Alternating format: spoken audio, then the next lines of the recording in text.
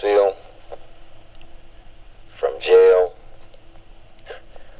as a political prisoner. I'm awaiting trial in Connecticut, but Hoffman sentenced me to 4 years for what he calls contempt of court. And anytime a man is demanding his lawful, legal, constitutional human rights to have a lawyer of his choice as it's interpreted by the United States Supreme Court, and or demand his right to defend himself, is not no contempt of court. The fact that a judge and or the prosecutor, Schultz and Ferran, would manipulate to stop me from exercising this constitutional right is an overt violation of my right to have a fair trial and many other rights. To be gagged like I was when they tried to shove wads of rag down my mouth in the lockup just outside the courtroom, etc. Forms of cruel and unusual punishment. Even being hit in the testes and the groin area while gagged and shackled and bound to a chair, arms and legs, is overtly nothing less than what they intended to do, and that was to railroad me as they railroaded all of us, other seven defendants rather. And I say that we have nothing else, no other alternative but to stand up and act like men and act like human beings and act like free men.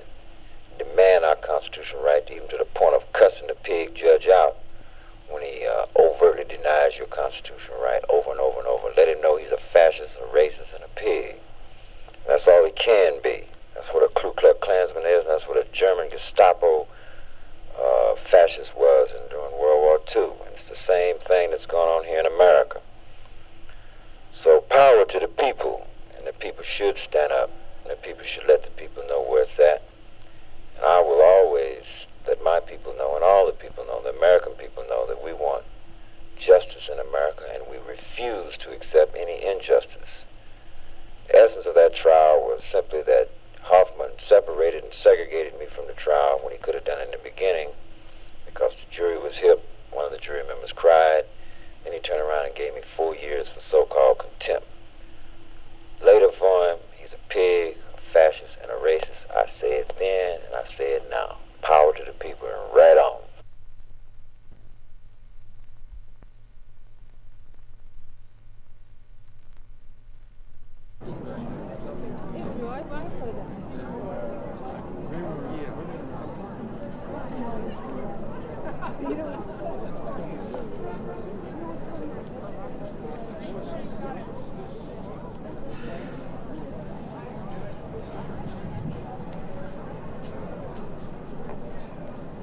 It is 2:25 p.m. Central Standard Time, November 5th, 1969. We are standing on the steps of the federal building in the Chicago Loop. Inside is the United States District Court for the Northern District of Illinois. There, for the past 6 weeks, 8 men, who have inevitably become known as the Chicago 8, have been on trial, charged with conspiracy to cross a state line to incite to riot, and also with the separate crime of having those same intentions as individuals. The 8 defendants include veteran pacifist leader David Dellinger. The government actually calls the case the United States versus David Dellinger and others. The others being Yippies Jerry Rubin and Abby Hoffman, youth and peace activists Tom Hayden and Rennie Davis, college professor John Freunds, and community organizer Lee Weiner, all white and all free on bail.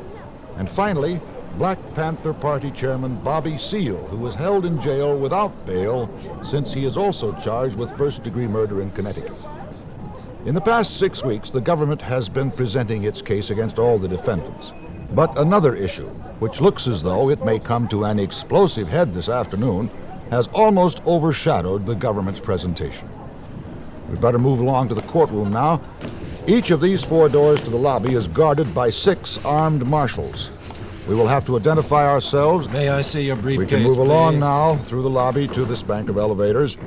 There is cartoonist Jules Pfeiffer. Since neither television nor still cameras are allowed in the courtroom, a magazine has commissioned him to sketch his impressions. There's Tom Wicker, covering for the New York Times. Journalists from all over the world. This elevator, please. We're on our way to the 23rd floor. What's Judge Hoffman going to do? Well, my hunch is he's going to sentence Seale for contempt and see if he can separate him from the trial. After 6 weeks? 23rd Judge floor. Hoffman's court is 2 stories high. When we enter it, through those swinging doors up ahead, we will be in an aisle between 2 rows of wooden benches. Your purse, please. Spectators are searched You, again sir, your before briefcase. being seated on the left. On our right, the press, and behind them, friends of the defendants. Let us take our seats. As you see, in the large open space in front of the chair are the defendants, at 4 tables arranged in a large rectangle. At the far end are their attorneys, William Kunstler and Leonard Weinglass. Opposite this group is the prosecution table, Thomas Ferran, Richard Schultz, a junior attorney, and an FBI agent who assists them. Behind them is the jury, where sit the 12 jurors and 2 alternates, all but 2 of them women. We're probably about to start. Judge Hoffman is already more than 20 minutes late. His bench is elevated well above the court. Behind it are pictures of George Washington, Benjamin Franklin, and Abraham Lincoln. And above them, the Great Seal of the United States. Through the door which leads to the lockup, Defendant Seale is now being brought into court. All rise. United States District Court for the Northern District of Illinois is now in session. The Honorable Julius Hoffman presiding. It is now 2:35 p.m. The jury has not been called in. 22 marshals are guarding the entrances to the court. They are all armed. Several are standing near the defendant's table. There's a matter I wish to take up, gentlemen, before we proceed further with this trial. I think, Mr. Witness, that you may be excused and go into the witness room. Apparently, from the whispering all around us, what we have all assumed is true. This afternoon's business is with Bobby Seale. As you know, Seale had asked before the trial started that it be postponed until his attorney, Charles R. Gary of San Francisco, would be sufficiently recovered from a gallbladder operation to appear for him. Gary himself appeared before Judge Hoffman to request the delay, which would have only been for a few weeks. It was refused. September 12th, Seale was taken from jail in San Francisco by federal marshals. They chained him to 2 other prisoners and drove him by a very roundabout way to Chicago. In fact, they took 6 days to get him there, and only lodged him in Cook County Jail September 18th. Concerned for Seale's safety and eager in Charles Gary's absence to consult with him, Attorney Kunstler filed an appearance on Seale's behalf with the court. This was required if he was to have the right to see Seale. This filing has ever since been the basis for the court's claim that Seale has an attorney, namely Kunstler. On September 26th, the day the trial began, Seale discharged Kunstler for the record and said he would exercise his right to represent himself. The judge refused to accept this, and refused again when Kunstler tried to lodge a withdrawal a few days later. Judge Hoffman has maintained to this day and this hour his insistence that Kunstler is Seale's attorney, though Seale says he is not. Kunstler says he is not, and Kunstler and Seale have not consulted together since the trial began. Most of the occasions on which Seale has interrupted the proceedings in the past 6 weeks have been efforts on his part to assert his right of self-defense, including attempts to interrogate prosecution witnesses as his attorney would have done. The right of self-defense is guaranteed under the Constitution as well as by statute, and has often been exercised, especially by defendants who feel that they're on trial for their political views and who want not only to defend themselves but to use the court, insofar as rules of procedure allow, as a political forum. Judges are required to grant this right, provided it is requested early enough in the trial. The witness has left. The defendants, including Bobby Seale, are in place. The courtroom is quiet, and now Judge Hoffman is about to begin. As I think everyone who has attended the various sessions of this trial must, if he is fair, understand, this court has done its best to prevent or to have repeated efforts to delay and obstruct this trial, which I think have been made for the purpose of causing such disorder and confusion as would prevent a verdict by the jury on the issues presented by the indictment and on the pleas of not guilty thereto. I must now, as I perceive my duty and obligation to be, take proper steps to ensure that the trial, as it continues, be conducted in an atmosphere of dignity, an atmosphere that the defendants and each of them are entitled to have prevail in the trial of this case. As we all know, the defendant, Bobby G. Seale, has been guilty of conduct in the presence of this court during this trial, which is not only contumacious in character, but the misconduct was of so grave a character as to continually disrupt the orderly administration of justice. We have in the federal courts the Federal Rules of Criminal Procedure, which, together with Title 18 of the United States Code, represent the rules that the court must interpret and apply in the trial of criminal cases.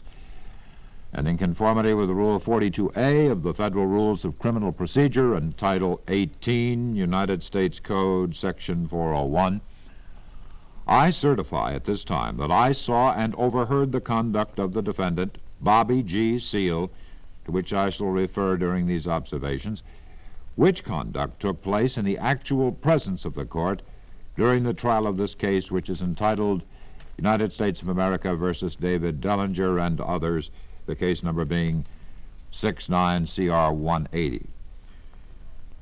The trial commenced on September 24, 1969, and has continued through this morning. I find not only from seeing and hearing the conduct to which I am about to refer, the conduct of the defendant Seale, but from reading the transcript of the proceedings, that the acts, statements, and conduct of the defendant Seale, which I shall specify here, each constitute a separate contempt of this court, and that each constituted a deliberate and a willful attack upon the administration of justice. That's a lie. In an attempt to sabotage the functioning of the federal judicial system. That's a lie. I stood up and spoke in behalf of myself. I stood up and spoke in behalf of my rights and make motions and requests. I don't permit anybody to speak while I am speaking. I stood up and I walked to the lectern and demonstrated the fact that I wanted to cross-examine the witnesses. You allowed these men here and Tom Hayden to go all the way to California to see about my lawyers, which indicated that I tried to persuade you again to recognize it. I was here no more than 5 minutes, and you're talking about disrupting the proceedings of the trial. That's a lie, and you know it's a lie. You're making it very difficult for me, Mr. Seale. You're making it very difficult for me, Judge Hoffman. I tried not to. I have done my best. I have done my best. I have a right to stand up and speak in my own behalf. I do, and you know it. You know you do not have the right to I have a right while to the speak. judge is speaking. I have a right to speak and make requests and make arguments and to demonstrate the fact that I want to cross-examine. When you say I disrupt, I have never tried to strike anybody. I've never tried to hit anybody, and you know it, never. And in my arguments, my motions, I call you a racist, a fascist, and a pig. And that's what I consider you as, and my arguments and my motions will always carry that as long as my constitutional rights are being denied. So it's a lie, and you know it. I find, I repeat, that the acts, statements, and conduct of the defendant Seale, to which I shall refer specifically, each constituted a separate contempt of this court, that each constituted a deliberate and a willful attack upon the administration of justice in an attempt to sabotage the functioning of the federal judiciary system, that this misconduct was of so grave a character as to continually disrupt the orderly administration of justice. To maintain the dignity of the court and to preserve order in the courtroom under these circumstances has been a task of utmost difficulty. There were, accordingly, as the record shows clearly, repeated warnings and admonitions to the defendant Seale to cease this conduct, and there were warnings that it would be dealt with accordingly at an appropriate time. However, his continued disruptive conduct made it necessary for the court, for the first time within the experience of this court, to physically and forcibly restrain him. Even these measures proved insufficient because of the potential effect that the continuation of these activities might have had in the future on the administration of justice. In this case, I find it is necessary that I deal with his conduct at this time. I have endeavored on many occasions to make it clear to the defendant that his conduct was contumacious, but I was not successful, even right down to a few moments ago, in persuading him to so conduct himself as we expect individuals to conduct themselves in the courts of the federal system. as isolated excerpts from or references to the transcript can give but a partial view of the acts, statements, and conduct to which I refer, I make the entire record part of these proceedings. And the court also notes that a reading of this record cannot and does not reflect the true intensity and the extent of the disruption which, in some instances, were accompanied by physical violence. That's a lie! Which occurred in the presence of the court. That is a lie! I never attacked anyone, you know it! And I never struck anyone, you know it! A week ago, Seale addressed a group of Panthers in the spectators section. We of the press heard him tell them to remain cool, but to defend themselves if attacked by marshals. When Judge Hoffman entered the court a few minutes later, Assistant U.S. Attorney Schultz reported this to him as a threat of attack on the court. Seale objected vigorously to this interpretation, but in vain. Accordingly, I will stand up in any court in America and say that. Accordingly, I adjudge the defendant Bobby Seale guilty of the several criminal contempts to which I shall refer. In citing these specific acts and statements of the defendant Seale as contemptuous, the court has selected only the most flagrant ones. On Friday, September 26, 1969, during the motion session prior to the time opening statements were made, the defendant Seale addressed the court in the following manner. I am constantly denied this right of legal defense of counsel of my choice who is affected by the judge of this court. And I can only see the judge as a blatant racist of the United States court. Just a minute. With gross prejudicial error towards all defendants and myself. Just a minute. What did you say? Read that, Mr. Reporter. I said if my constitutional rights are denied, as my constitutional rights have been denied in the past, in the course of this trial, etc., then the tenor is an act of racism, and me, a black man, there seems to be a form of prejudice against me, even to the other defendants on the part of the judge. That is item number one. Number two, during the morning session on October 14, 1969, while the court, Assistant United States Attorney Schultz and Defense Counsel Mr. Weinglass were engaged in a colloquy, the defendant Seale interrupted Mr. Weinglass, and the following occurred. Hey, you don't speak for me. I would like to speak on behalf of my own self and have my own counsel handle my case in behalf of myself. And how come I can't speak in behalf of myself? I'm my own legal counsel. I don't want these lawyers to represent me. You have a lawyer of record, and he has been of record here for you since September 24. I have been arguing that before the jury heard one shred of evidence. I don't want these lawyers because I can take up my own legal defense. And my lawyer is Charles Garrett. I direct you, sir, to remain quiet. And just be real. Will you remain quiet? I want to defend myself. Do you mind, please? Let the record show the defendant Seale continued to speak after the court courteously requested him to remain quiet. Item number three.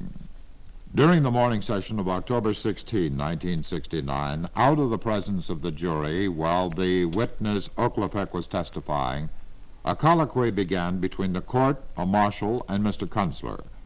After a marshal explained that 3 spectators who were asked to leave the court had been allowed to return, the defendant Seale stated to the court, quote, "I think there is a bit of racism involved myself," unquote. They were black spectators. When defense attorney Kunstler objected to their ouster, they were readmitted. The marshal said he thought one of them had been sleeping.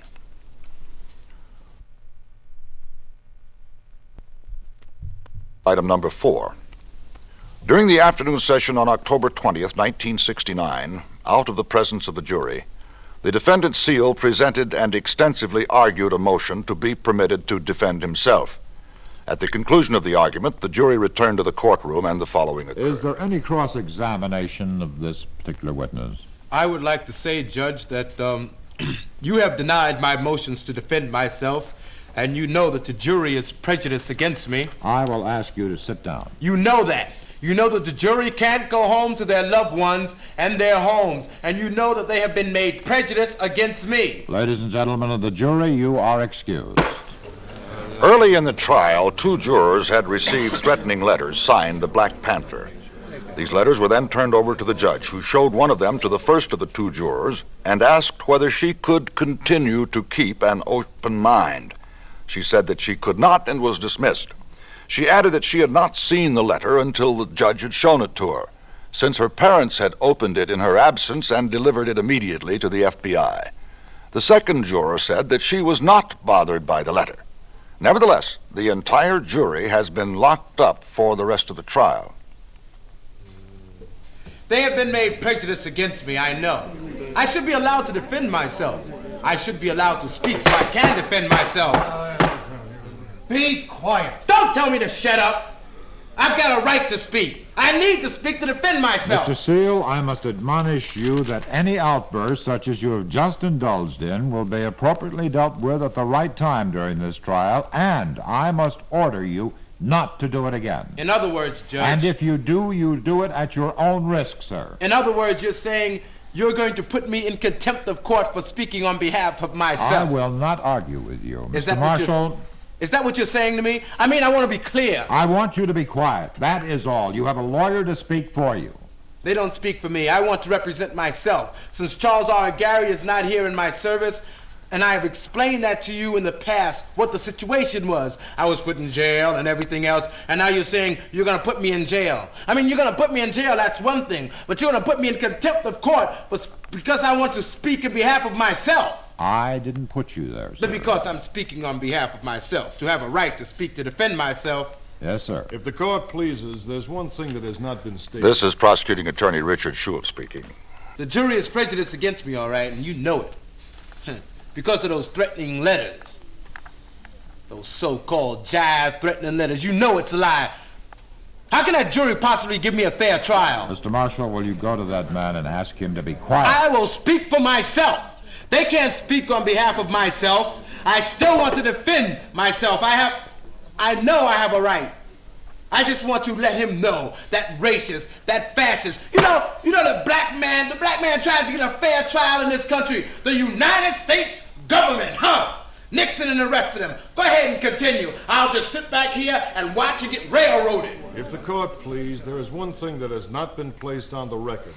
The fact that since the trial began, in fact, I think since September 24, as far as I know, and I think this is 100% accurate, whenever the defendants have wanted to meet with Mr. Seale and the lawyers, the marshals have made arrangements to bring them to a room where all of them could get together, where Mr. Seale and the defendants and the lawyers have all met and consulted at every occasion that they have so requested. It has been done on a regular basis since the trial did begin. I just thought that should be on the record. If there is any statement by defense counsel to the contrary, since I'm not at the meetings and I don't know how many times they have asked the marshals to meet, I think they should so state now. I would like to put something on the record. Now, you weren't there in that room unless you got a tape recorder in there. I am asking you to keep quiet. That man is lying on me. All right. I met with these defendants and argued with these so-called cats about so-called defending me. I want that on the record, too. Item number 5. During the morning session on October 22nd, 1969, while argument on a motion of Attorney William Kunstler for leave to withdraw as counsel for the defendant Seale, the following occurred in open court. Can I speak on that and answer his arguments? No, this is not your motion, sir. Your motion has been decided. In other words, I can't speak in behalf of myself. Not at this time, sir. Why not? This is your lawyer's motion. That ain't my lawyer. This is not your motion. This is the motion of Mr. William Kunstler for leave to withdraw as your lawyer. Well, this man has misconstrued a whole lot of things concerning my rights to defend myself, and he knows he did. They can't jack you up and get you to sit up there and say rotten, crazy stuff concerning my rights to defend myself. I would request the marshal to ask the young man to sit down. I want my right to defend myself. And this man knew. I indicated to him he was not my counsel at the very beginning when I first got here and arrived and was put in jail. That motion, since you will not listen to the court, you may sit down. Have him sit down, Mr. Marshall.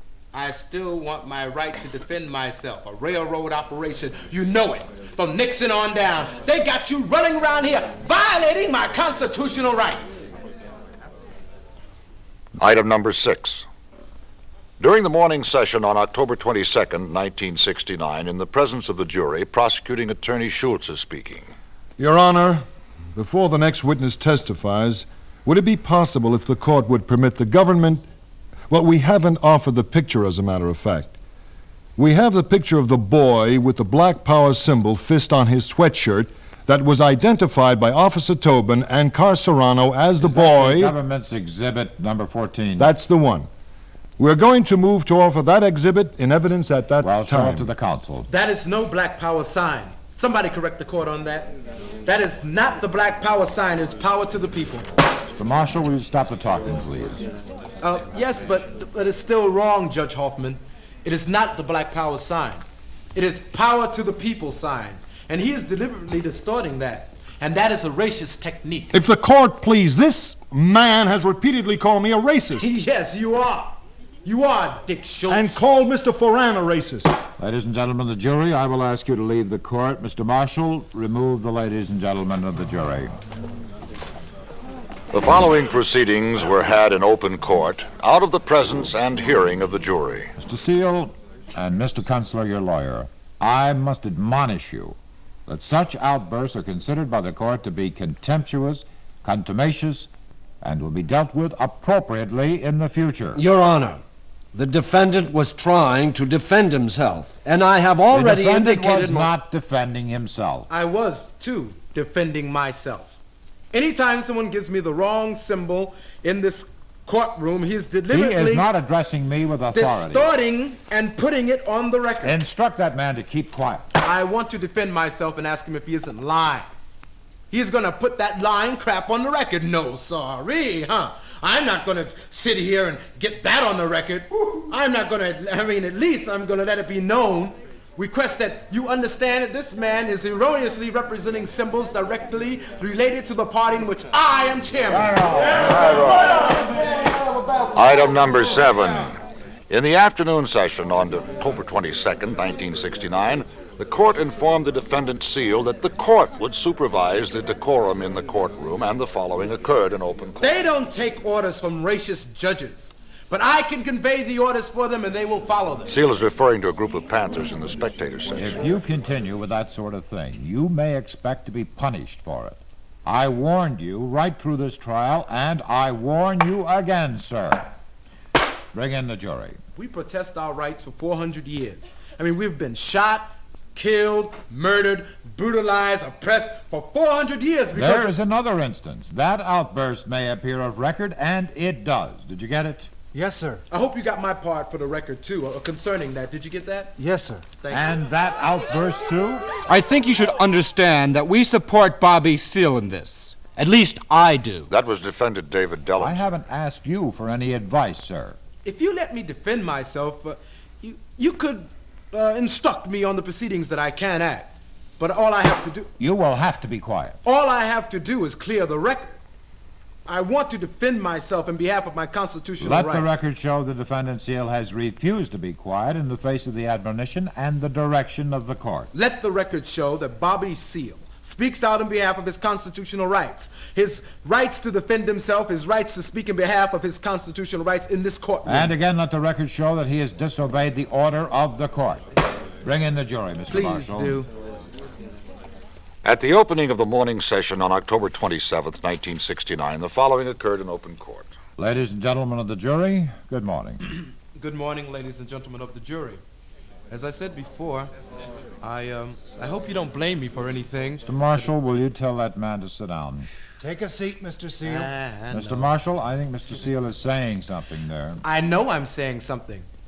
You know I'm getting ready to speak out on behalf of my constitutional rights again, don't you? I will ask you to sit down, sir. Sit down. You also know that I'm speaking out for the right to defend myself again, don't you? Because I have a right as a defendant, don't I? I will have to ask you to sit down, sir. You know what I'm going to say, don't you? No, I don't. Well, I've said it before. I don't know what you're going to say, and you have a very competent lawyer of record here. He is not my lawyer. You know I fired him before the jury was even picked and put together. Will you ask him to sit down, Mr. Marshall? Sit down, Mr. Seale. What about my constitutional rights to defend myself and have Your my lawyer? constitutional You rights. have been denying them. You have been denying them. Every other word you said is denied, denied, denied. And you're beginning to oink in the faces of the masses of people of this country. That's what you're beginning to do. You're beginning to represent the corruptness of this rotten government for 400 years. Mr. Seale, will you sit down? Why don't you just try knocking me in the mouth? Try that. Sit down. Ladies and gentlemen of the jury, I regret I will have to excuse you. Hey, I hope that you don't blame me for anything. I mean, those false lying notes and letters that were sent that said the Black Panther Party threatened that jury. And that's a lie, and you know it's a lie.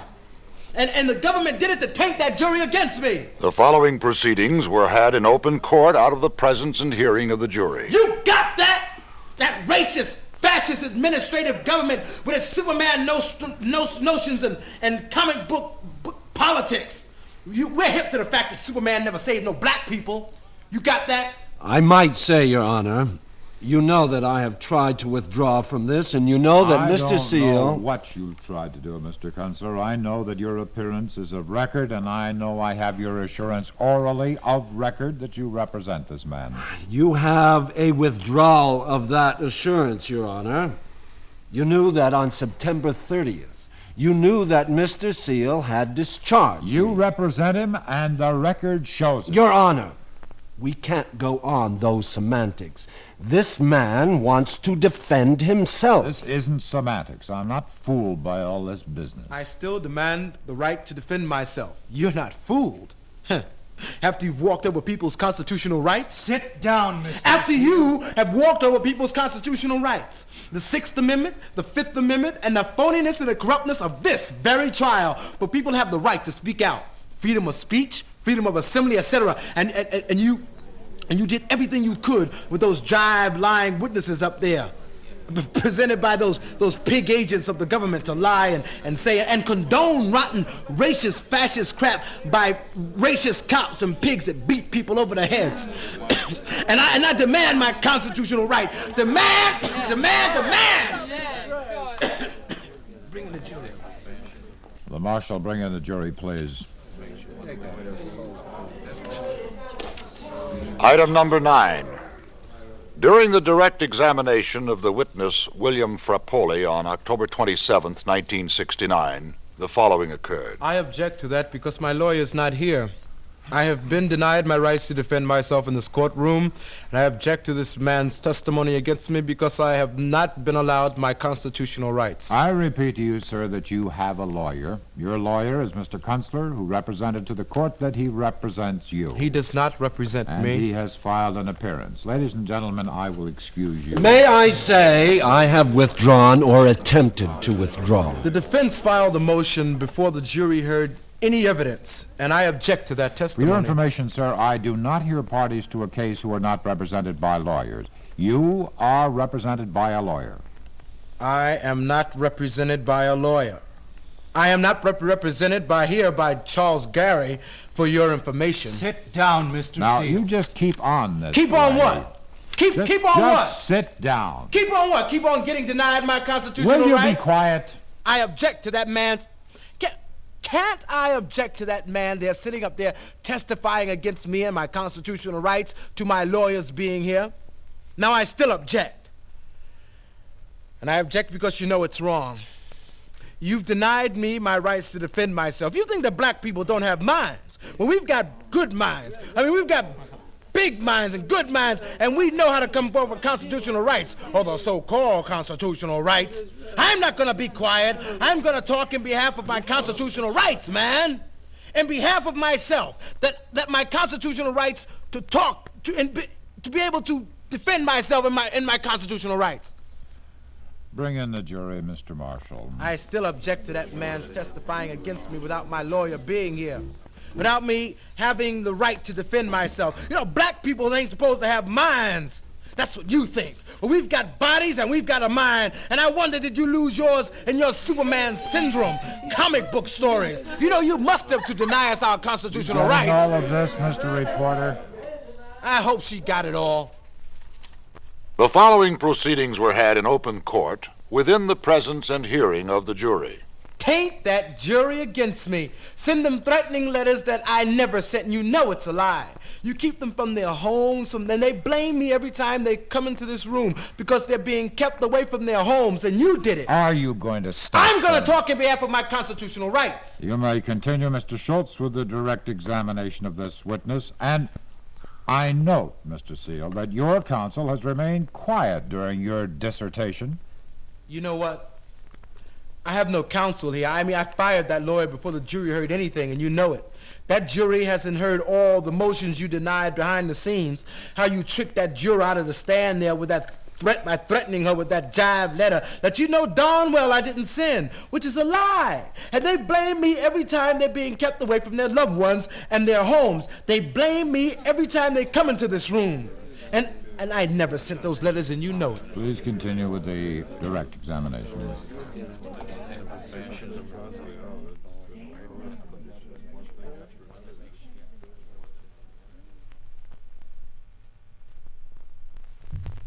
On October 28, 1969, this is item number 10. On October 28, 1969, during the afternoon session, while the witness William Frappoli was testifying on cross-examination, the following occurred in open court. Mr. Weinglass, do you want to cross-examine this witness? I would like to request to cross-examine this witness. You have a lawyer here. This man is not my lawyer. This man has made statements against me. Furthermore, he violated Title 1892 of the United States. Well, you're still violating it. Seale is referring to Title 42, U.S. Code Section 1981, which cites a Reconstruction-era statute which granted black men equal protection under the law. He had the numbers incorrect. Sit down, Mr. Seale. You violated the code. You violated the United States law against my rights. The marshal, we ask Mr. Seale to sit down in his chair. You are violating Title 42, the United States Criminal Code. You are violating it because it states that a black man cannot be discriminated against in his legal Will you defense. sit down, Mr. Seale? It is an old Reconstruction law, and you won't recognize it. So I would like to cross-examine the witness. Will you sit down, sir? I still want to cross-examine the witness. Well, you may not. May I remove the jury, please? Ladies and gentlemen of the jury, you may be excused. After the jury was excused, the defendant Seale continued to refuse to obey the order of the court to remain silent. Thereupon, the following occurred in open court. Let the record show that the defendant... Let the record show you violated that. And a black man cannot be discriminated against in relationships to his legal defense. And that is exactly what you have done. You have, you know. Let the record show that. The record shows exactly to the contrary. Let the record show that you violated my constitutional rights. I want to cross-examine the witness. I want to cross-examine the witness. Bring in the jury, Mr. Marshal, and we will let them go for the evening. I admonish you, sir, that you have a lot of contemptuous conduct against you. I admonish you. You are in contempt of the people's constitutional rights. You are in contempt of the constitutional rights of the masses of people of the United States. You are the one in contempt of the people's constitutional rights. I am in contempt of nothing. You are the one who is in contempt. The people of America need to admonish you and the whole Nixon administration. Let me cross-examine the witness. You won't even let me read my statements this morning. My motions this morning concerning the fact that I want a copy of the transcript for my own legal defense. Bring in the jury. Is he getting the jury? Yes, Your Honor. Well, tell him just to bring him before the box. I want to cross-examine the witness. Let the record show that the judge was laughing. Yes, he is laughing. Who made that remark? The defendant, Hayden, Your Honor, made the remark. And me. Let the record show that... I still want to cross-examine the witness to defend myself. The jury was then returned to the courtroom to be excused for the day, during which time the defendant Seale continued to speak. Thereafter, the following occurred in open court. You may sit down. I must admonish the defendant and his counsel. Counsel ain't got nothing to do with it. I'm my own counsel. And you're not doing very well for yourself. Yes, that's because you violated my constitutional rights, Judge Hoffman.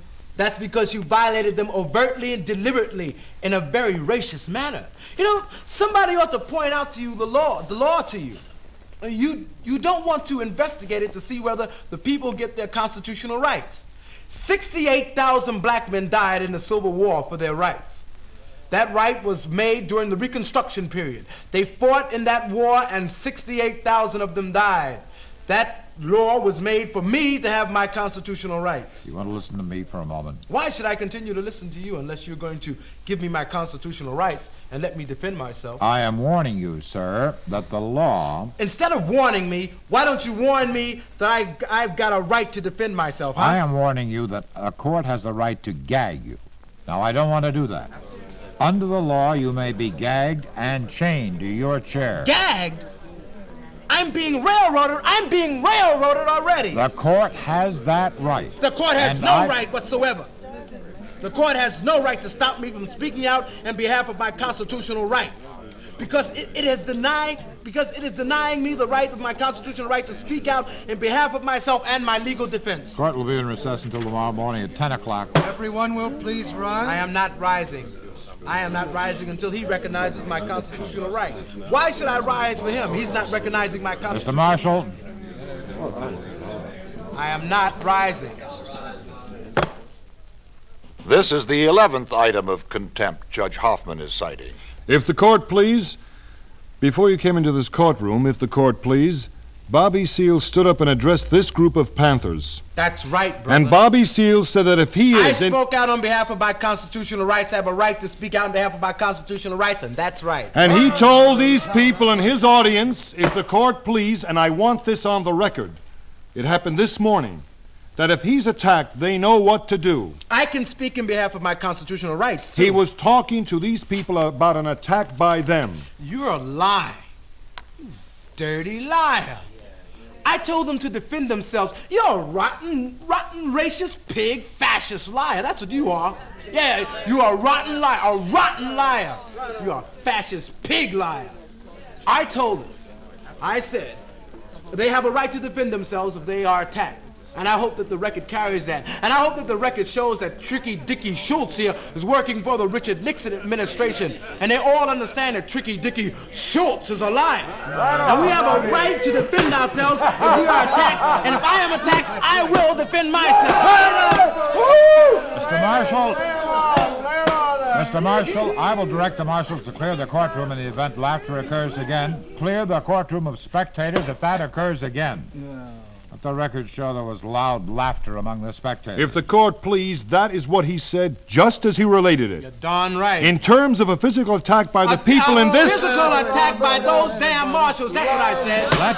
And if they attack any people, they have a right to defend themselves, you lying pig! Let the record show the tone of Mr. Seale's voice was one of shrieking and pounding on the table and shouting. And that will be dealt with appropriately at some time in the future.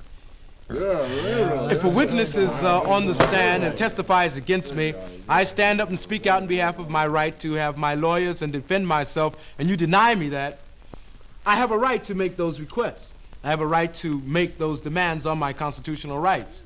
I have a constitutional right to speak. And if you try to suppress my constitutional right to speak out on behalf of my constitutional rights, then I can only see you as a bigot and a racist and a fascist. And I have said it before, and I clearly indicated on the records. Let's go, baby, yeah. Item number 12.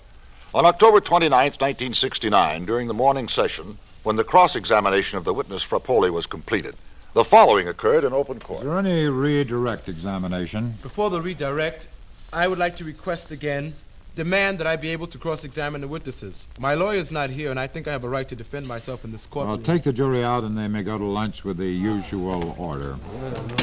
You have George Washington and Benjamin Franklin sitting in a picture behind you, and they were slave owners.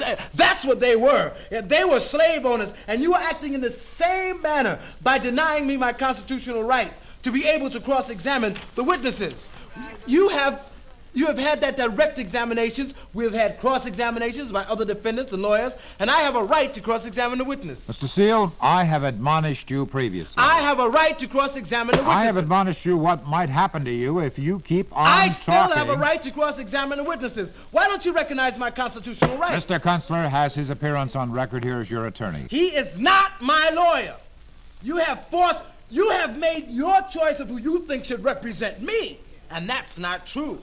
I make the choice of Charles R. Gary to represent me. We are going to recess now, young man. And if you keep Look, old man, if you keep up denying me my constitutional rights, you're going to be exposed to the public and the world that you do not care about people's constitutional rights to defend themselves. I will tell you that what I indicated yesterday might happen to you. Happen to me? What can happen to me more than what Benjamin Franklin and George Washington did to black people in slavery? What can happen to me more than that? And I might add that since it's been said here that all of the defendants support you in your position, I might conclude that they are bad risks for bail. And I say that to you, Mr. Kunstler, that if you can't control your client... I still demand my constitutional rights as a defendant in this case to defend myself. I demand the right to be able to cross-examine the witnesses. He has made statements against me, and I want my right to... May the record show, if the court please, that while the marshals were seating Bobby Seale, pushing him in the chair, the defendant Dellinger physically attempted to interfere with the marshals by pushing them out of the way. I want my right to defend myself! I want my right to defend myself in this trial! I want my rights recognized! Mr. Kunstler, I will address you if you'll stand up. I was going to address you, Your Honor, because you had made some remarks. He doesn't represent me! You can address him all you want. He doesn't represent me. He doesn't represent me. You can address him all you want.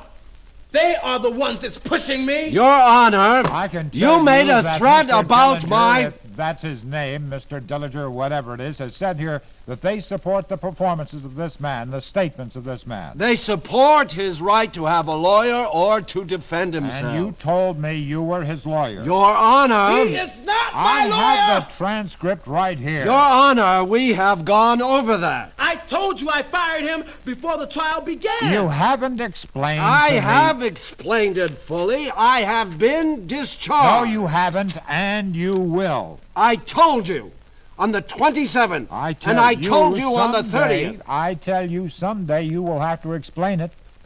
That is another threat to the lawyers, Your Honor.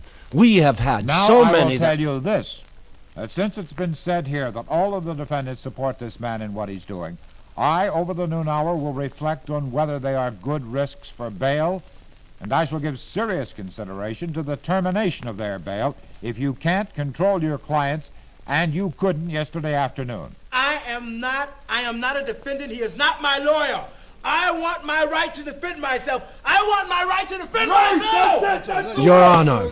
Your Honor, they said this morning they supported fully his right to defend himself or to have his lawyer of choice. And if that is the price of their bail, then I guess that will have to be the price of their bail. Now, let me tell you... I have a right to defend myself. That's what you... Will you, Mr. Marshall, have that man sit down? You're trying to make some jive bargaining operation that's different from the right that I have. I have a right to defend myself. I still have a right to defend myself whether you sit me down or not. I still got a right to defend myself. I've got a right to speak out on behalf of my own defense. I have a right to speak out on behalf of my own defense, and you know it! You know it! Why don't you recognize my right to defend myself? May the record show that the defendant Dellinger did the same thing just now. And I saw it myself. Your Honor, he is trying to see what is happening. I want the constitutional right to defend myself. I want the right to cross-examine witnesses. Why don't you recognize the law of this very land? Give me my constitutional right to defend myself. At the beginning of the afternoon session on October 29th, 1969, court and counsel engaged in a lengthy colloquy during which the following occurred. Your Honor, I would just like about 2 minutes to respond. Since he has made all these statements, can I say something to the court? No, thank you. Why not? Because you have a lawyer, and I'm not going to go through all that again. He is not my lawyer. How come I can't say anything? He has distorted everything, and it's related to the fact that I have a right to defend I ask you myself. to sit down. If there's been any distortion by anybody, I'm perfectly capable of understanding it. I don't think you will, see? I don't think you will. Your past actions of denying me the constitutional right to defend myself... Did you want to reply, Mr. Kunstler? Yes, I did.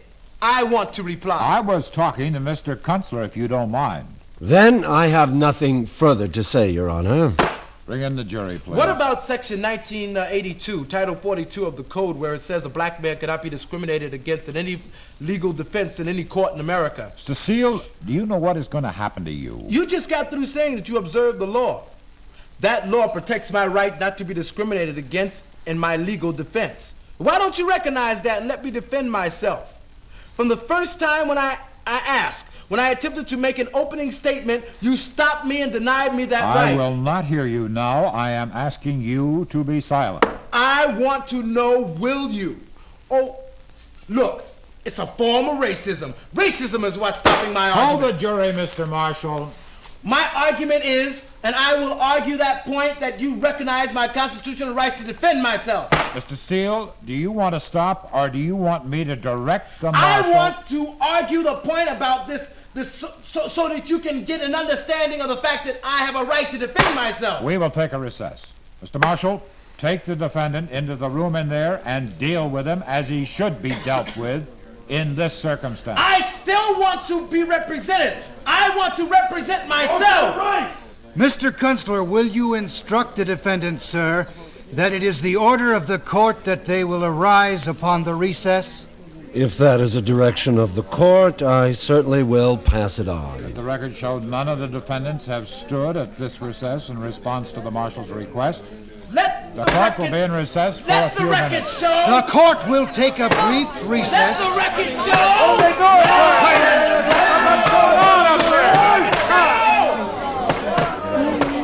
The court thereupon ordered the defendant Seale removed from the courtroom, at which time he was forcibly restrained by binding and gagging. The defendant Seale was then returned to the courtroom, but continued to shout through the gag. The court then ordered the marshal to reinforce the gag. The gag was then reinforced, and the defendant Seale was returned to the courtroom. Eventually, the jury was allowed in the courtroom for the afternoon session.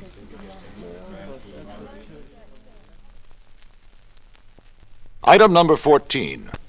The next day, October 30th, 1969, at the opening of the morning session, the court ordered the marshal to adjust the restraint on the defendant Seale after he had complained of discomfort.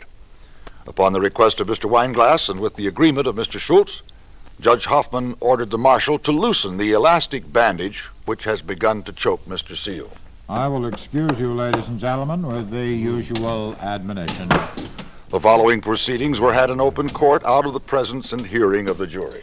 Your Honor, are we going to stop this medieval torture that is going on in this courtroom? I think this is a disgrace. This guy is putting his elbow in Bobby's mouth, and it wasn't necessary at That all. was This is Defendant no John longer Rubin. a court of order, Your Honor. This is a medieval torture chamber. It is a disgrace. They are assaulting the other defendants also. Look at that! Your Honor, this is an unholy disgrace to the law that is going on in this courtroom, and I, as an American lawyer, feel a disgrace. Created by Mr. Kunstler. Created by nothing other than what you have done to this man. You come down here and watch it, Judge. May the record show that the outbursts are by the defendant Rubin. Somebody going to protect him. Your Honor, may the record show that is Mr. Dellinger saying someone go to protect him, and the other comment is by Mr. Rubin. And my statement, too. Everything you say will be taken down. Your Honor, we would like the names of the marshals. We are going to ask for a judicial investigation of the entire condition and entire treatment of Bobby Seale. You ask for anything you want.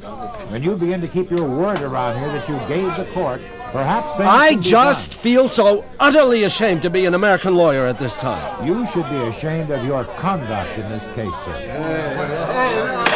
Thereafter, because of the chaos in the courtroom, the morning session of court recessed. During the afternoon session on Thursday, October 30th, 1969, the following occurred. I would like to cross-examine the witness. Ladies and gentlemen of the jury, I will have to excuse you. My constitutional rights have been violated. The direct examination is over, and cross-examination is over, and I would like to cross-examine the Please witness. be quiet, sir. I will order you to be quiet. I have a right to cross-examine the witness. I want to cross-examine the witness at this time. I object to you not allowing me to cross-examine the witness. You know I have a right to do Ladies and so. gentlemen of the jury, you're excused until tomorrow morning at 10 o'clock. I must order you not to talk with anybody about this case or let anybody speak with you about it. Do not read the newspapers or any other journals. Do not listen to radio or television or look at television. And if anybody attempts to communicate with you about this case in any manner, please get in touch with the United States Marshal, who will in turn lay the matter before me. You're excused until tomorrow morning at 10 o'clock. Mr. Marshal, you may take the jury out. Now, I want to tell you, Mr. Seale, again, and I thought you were going to adhere to my directions. You sat there and did not, during this afternoon, intrude into the proceedings in an improper way. I never intruded until it was the proper time for me to ask and request and demand that I have a right to defend myself. I have a right to cross-examine the witnesses. I sit through other cross-examinations, and after the cross-examinations were over, I demanded my right to cross-examine the witnesses, and in turn demanded my right to defend myself. Since you cannot sit up here and continue to deny me my constitutional rights to defend myself. I sit throughout cross-examinations, and I have never said anything. I am not attempting to disrupt this trial. I'm attempting to get my right to defend myself recognized by you. You have employed one of the most competent lawyers I have ever seen. He is not employed by me. He is not. And you know that Charles R. Gary is my only lawyer, and he's not here. And I have a written appearance here in his own handwriting. I fired him. He filed an appearance to see me in jail before this trial began. Mr. Charles Gary is the only one I have ever agreed that would be my trial counsel, and you know that. I must tell you, sir, the time is running out. If you're going to persist in this sort of thing, the court will have to deal appropriately with your conduct. I have a right to object. I have a right. Mr. Marshal, the court will be in recess. I have a right to my constitutional right. The court will be in recess until tomorrow morning at 10 o'clock. Item number 16. On Wednesday, November 5th, 1969, during the morning session, following the direct examination of the witness Ray, the following took place. I would like to approach the lectern. You may not cross-examine. Well, I think I have a right to cross-examine. You have no right in the circumstances of this case. Why did you follow me? Could you please tell me, Mr. Witness? The witness is a deputy sheriff of San Mateo County in California who has testified to Seale's purchase of a ticket at San Francisco Airport. Mr. Seale, I ask you to sit down. Have you ever killed a Black Panther Party member? Mr. Seale, I will have have you to ever ask been you on to sit any down, raids in the please. Black Panther Party office or the Black Panther Party members' homes? Mr. Seale, this is the third time I'm asking you to sit down as courteously as possible. Why won't you let me cross-examine the witness, man, and defend myself? Because you're not entitled to. This man... You have a lawyer of record who signed his appearance in his own handwriting. This man was fired. He is not my lawyer. Before the jury heard one shred of evidence, before one witness had ever raised his hand and sworn in this trial, and that's when the trial started. You may not stand up. This man is not my counsel. Will you sit down, please? He is not the representative of me. I am trying to defend myself. I am being railroaded. Will you sit down, sir? Why don't you see that I have a right to try and cross-examine the witness? I have a right to defend myself. I am saying that you do not have the right at this particular juncture, sir. Me, myself, my own person have no rights to defend myself. This is an erroneous, complete, overt fascist attempt, a fascist operation of denying me my constitutional right. Ladies and gentlemen of the jury, I ask you to leave the courtroom. How about that, huh? How about that? You're talking about insulting you. You're the one that's insulting me. Insulting the people of the world, insulting the people of America, and you know it. Gentlemen, we will recess until 2 o'clock. It appears that Judge Hoffman has now finished citing Seale for contempt. There were 16 counts in all. Accordingly, it is therefore ordered that pursuant to the authority vested in the court by Rule 42A of the Federal Rules of Criminal Procedure and by Title 18, United States Code Section 401, the defendant, Bobby Seale, will be punished for contempt. I will hear from you, Mr. Constable. Your Honor, I have already indicated that because I have been discharged, I can say nothing for Mr. Seale. He wants to be his own attorney, as Your Honor has read at least 30 or 40 times from your own opinion. And I think that I would be derelict in my duty to my understanding of my right and liability as an attorney here were I to speak for him now. Mr. Seale, you have a right to speak now. I will hear you. For myself? On your own behalf, yes. Oh, how come I couldn't speak before? This is a special occasion. Wait a minute. Now you're going to attempt to punish me for attempting to speak for myself before. Huh? I mean, now after you punish me, you're going to sit up and say something about you can speak now. What kind of jive is that? I mean, I don't understand it. What kind of court is this? Is this a court? You know, it must be a fascist operation like I see it in my mind, you know? I don't understand you. I am calling on you. You just read a complete record of my trying to persuade you, trying to show you, demonstrate my rights, demonstrating to you the need, and showing you all this stuff about my rights to defend myself. My rights to defend myself, history, slavery, etc. And you're going to sit there and say something about, okay, you can talk now. What am I supposed to talk about? I still haven't got the right to defend myself. I would like to talk about that. I would like to, since you're letting me stand up and speak, can I talk in behalf of, can I defend myself? You may speak to the matters that I have discussed here today, matters dealing with your contemptuous conduct. The law obligates me to call on you to speak at this time. About what? About the fact that I want a right to defend myself? That's all I'm speaking about. No, about possible punishment for contempt of court. Punishment? You've punished black people all your life. I mean you. They even say that you own a factory that produces raw material to kill people in Vietnam, you know? So it's nothing. I mean, death is nothing. I mean, if that's what you're talking about, I mean, putting me in jail or in prison or handling people and all that stuff, I have nothing to say about that. But I have something to say about the fact that I want to defend myself still. I want my right to be able to stand up and cross-examine the witnesses. I want that. So I don't know what you're talking about. I have tried to make it clear. All you've made clear to me is that you don't want me, you refuse to let me. I mean, you will not go by my persuasions, my arguments, my motions, my request to be, to the extent of even having to shout aloud to get on the record so that they can hear me half the time. You don't want to listen to me.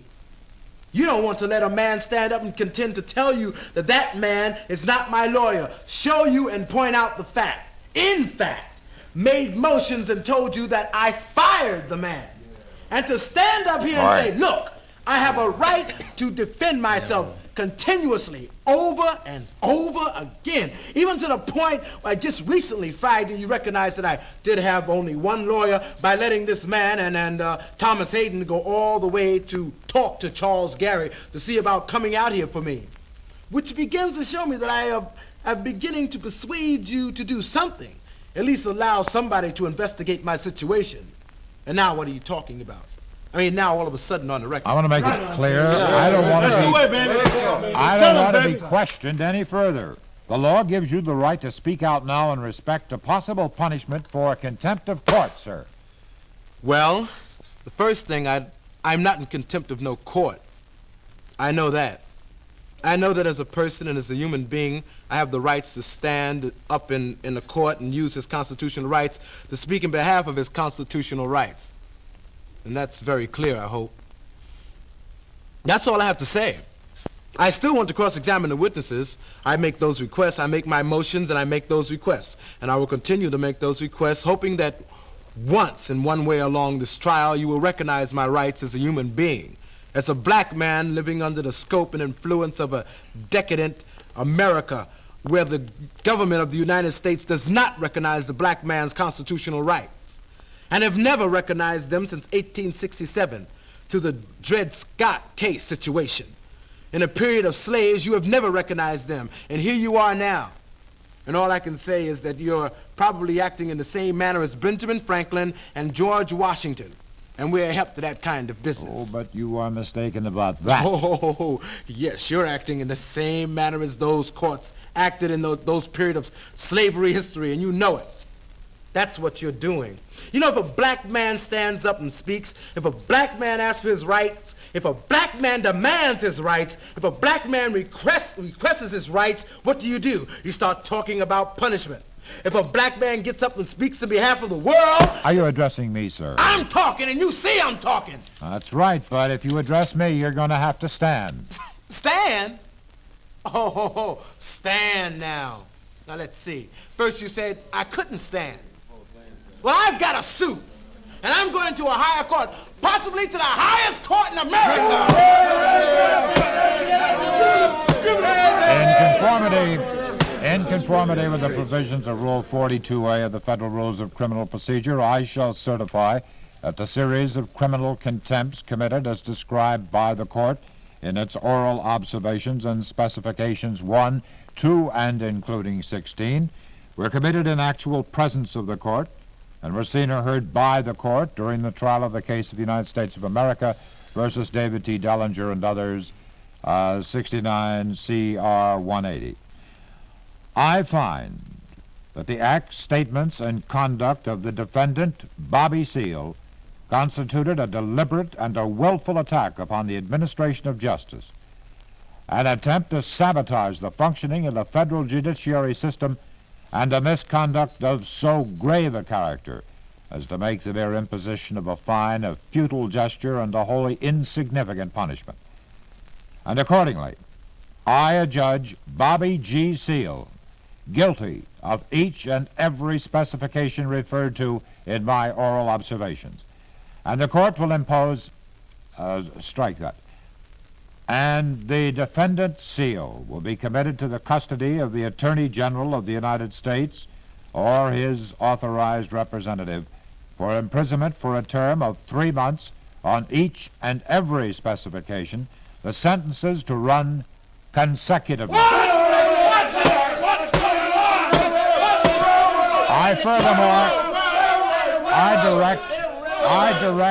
I direct the United States Attorney to prepare from the oral remarks I made here a certificate of contempt for my signature together with the judgment and commitment orders. How soon? You'll have to get the reporter to have that written up for you. How soon, Mr. Reporter, will it be before it's written? I'm glad I've got both of you here today. 6 o'clock. Well, get it to Mr. Ferrand as soon as you can, and then I'll ask Mr. Ferrand to get the certificate to me, and the case will be continued until tomorrow morning. There will be an order in view of the disposition of this aspect of the case. There will be an order declaring a mistrial as to the defendant, Bobby G. Seale, and not as to any other defendants. Wait a minute. I've got a right. What's this cat trying to pull, huh? I mean, now I'm leaving. I can't stay. The court will be continued until tomorrow morning at 10 o'clock for signing the certificate of contempt and to continue with the trial in respect to the other 7 defendants. Everyone, please rise. If the court please, we have the jury to inform. Oh, yes. I'm glad you reminded me. Will Your Honor set a trial date for the defendant Seale? Yes. I demand an immediate trial right now. Sit down, please. Come to order. I demand an immediate trial right now. Yes, we'll give you a trial date. I'm talking about now, though. I don't want to be taken out. I have a right to go through this trial. A mistrial has been declared with respect to you, sir. Your trial will be conducted on April 23, 1970 at 10 o'clock in the morning. I want an immediate trial right now, though. Right now. I'm sorry, I can't try 2 cases at one time, sir. Ladies and gentlemen of the jury, I deeply regret having to keep you confined in the jury room this long, but there were matters the court had to consider with the parties and the counsel out of your presence. Since it is now nearly 4:15, we'll be in recess until 10 o'clock tomorrow morning. The usual orders not to talk with anybody about this case or let anybody speak with you about it. Do not discuss the case among yourselves. Do not read the newspapers or any other journals. Do not listen to radio or television or look at television. If anybody attempts to talk with you about this case, please communicate with the United States Marshal, who will in turn lay the matter before me. Mr. Marshal, the court will be in recess until 10 o'clock tomorrow morning. Everyone will please rise. I still want an immediate trial. You can't call this a mistrial. I'm being put in jail for 4 years for nothing. I want my coat! Free Bobby! Free Bobby! Free Bobby!